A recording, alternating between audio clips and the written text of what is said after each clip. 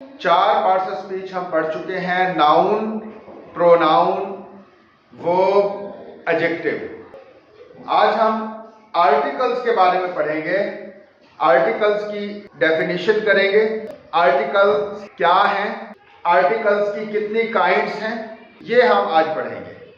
तो आर्टिकल्स की हम डेफिनेशन करते हैं, द वर्ड्स दैट जनरलाइज और particularize a noun are called articles. वो अल्फाज जो किसी नाउन के खास होने को जाहिर करें या आम होने को जाहिर करें, उन अल्फाज को आर्टिकल्स कहते हैं। नाउन के बारे में आप लोग पहले पढ़ चुके हैं, तो आप में से नाउन की डेफिनेशन कौन करेगा? जी, नाउन की डेफिनेशन इफरात कर दें। किसी शख्स, जगह, चीज या जानवर या तस्वुर के नाम को नाउन कहते हैं। ठीक है, शाबाश। किसी शख्स, जगह, चीज, जानवर या तस्वुर के नाम को नाउन कहते हैं। ये होते हैं नाउन। और वो अल्फाज जो किसी नाउन के खास होने को जाहिर करें या किसी नाउन के आम होने को जाहिर करें, उन अल्फाज को क्या कहते हैं मुशर्रफ? आर्टिकल्स कहते हैं। तो आर्टिकल्स की डेफिनेशन पहले मैं इंग्लिश में लिख देता हूं। The words that generalize or particularize a noun are called articles। वो अल्फाज, उर्दू में हम लिख लेते हैं यही डेफिनेशन, वो अल्फाज जो किसी नाउन के खास होने या आम होने को जाहिर करें, आर्टिकल्स कहलाते हैं। आर्टिकल्स कहलाते हैं। और इंग्लिश में सिर्फ 3 आर्टिकल्स होते हैं। जैसे हमने नाउन के बारे में पढ़ा, नाउन नेम होता है, नेम ऑफ एनीथिंग, किसी भी चीज का नाम होता है नाउन। तो नाउन तो बेशुमार हो सकते हैं, क्योंकि हर चीज का कोई ना कोई नाम होता है। Pronoun, the word that is used in place of a noun, वो लफ्ज जो नाउन की जगह इस्तेमाल होता है उसको हम प्रोनाउन कहते हैं। तो प्रोनाउन भी बहुत ज्यादा हो सकते हैं। वर्ब क्या है? किसी भी काम के करने या होने को वर्ब कहते हैं, तो वो भी बेशुमार हो सकते हैं। और एडजेक्टिव क्या है? एडजेक्टिव की क्या डेफिनेशन करते हैं हम? मैक आप बता दें। एडजेक्टिव वो लफ्ज है जो किसी नाउन के बारे में मजीद मालूमात देता है। जी, शाबाश। एडजेक्टिव वो अल्फाज होते हैं जो किसी नाउन के बारे में मजीद मालूमात दे रहे होते हैं, उनको हम एडजेक्टिव्स कहते हैं। तो एडजेक्टिव्स बेशुमार हो सकते हैं, बहुत ज्यादा हो सकते हैं। लेकिन आर्टिकल्स सिर्फ और सिर्फ 3 होते हैं। और वो 3 आर्टिकल्स कौन से हैं, इनको हम यहां पे लिख लेते हैं। ए, एन, और एक ये आर्टिकल है, इसको हम दा पढ़ेंगे या दी पढ़ेंगे, ये भी हम आज डिस्कस करेंगे। बाज लोग इसको दा पढ़ते हैं और बाज लोग इसको दी पढ़ते हैं। तो ये दा भी सही है और दी भी सही है, लेकिन इसको पढ़ने के, इसको प्रोनाउंस करने के कुछ असूल होते हैं। तो वो असूल आज मैं आपको बताऊंगा कि कब इसको दा पढ़ना है और कब इस लफ्ज को दी पढ़ना है। तो जब वो असूल आपको पता होंगे तो आपको पता चल जाएगा कि दा कब पढ़ेंगे और दी कब पढ़ेंगे। टाइप्स के लिहाज से, जैसे हमने नाउन की टाइप पढ़ी, प्रोनाउन की टाइप पढ़ी, वर्ब की टाइप्स पढ़ी, एडजेक्टिव की भी टाइप्स हमने पढ़ी, तो आर्टिकल्स की सिर्फ 2 टाइप्स हैं। आर्टिकल्स हैं कुल 3, लेकिन आर्टिकल्स की टाइप्स 2 हैं।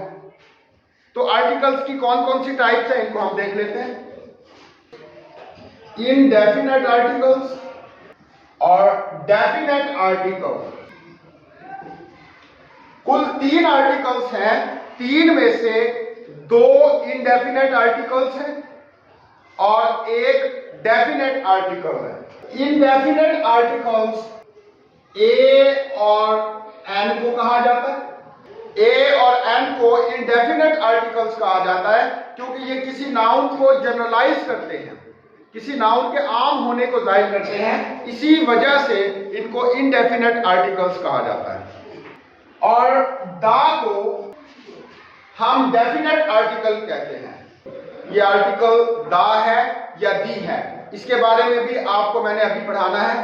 तो इसको हम डेफिनेट आर्टिकल कहते हैं, क्योंकि ये किसी नाउन को पर्टिकुलराइज करता है, ये किसी नाउन को मखसूस करता है, किसी नाउन के खास होने को जाहिर करता है ये आर्टिकल। इसी बुनियाद पर इसको जो हम डेफिनेट आर्टिकल कहते हैं।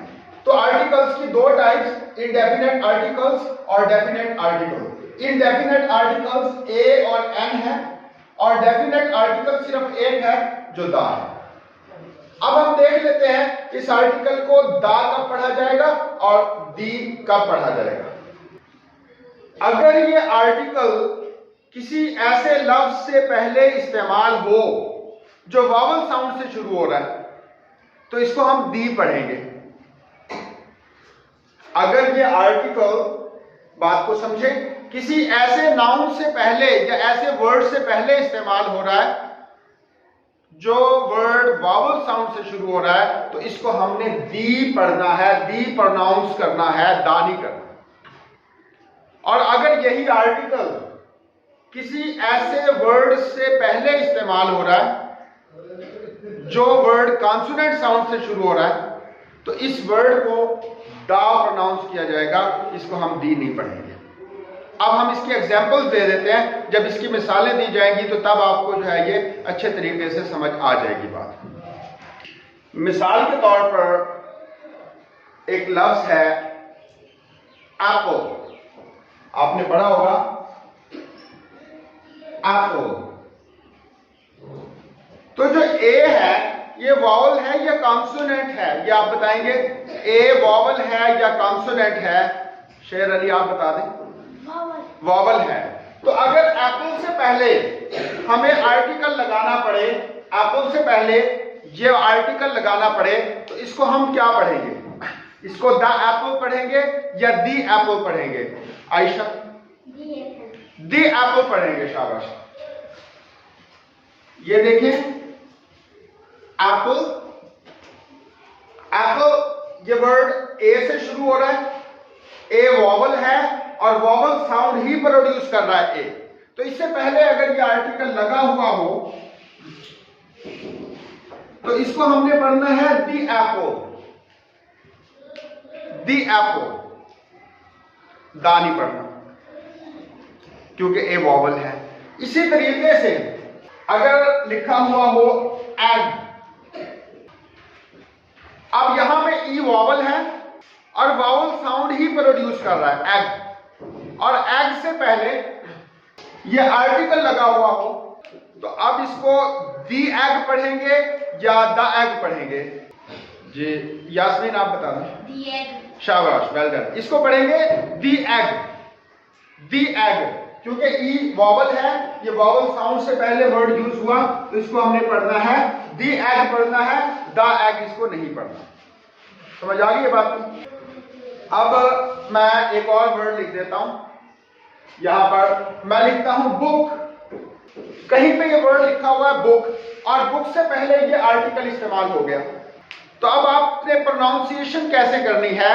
अब इसको कैसे प्रोनाउंस करेंगे? द बुक प्रोनाउंस किया जाएगा या दी बुक प्रोनाउंस किया जाएगा, ये आपने बताना है। सुंदर साहब बता दें। शाबाश, द बुक पढ़ेंगे, वेल डन। तो इसको हम पढ़ेंगे द बुक। वही बात, द बुक क्यों पढ़ा जाएगा?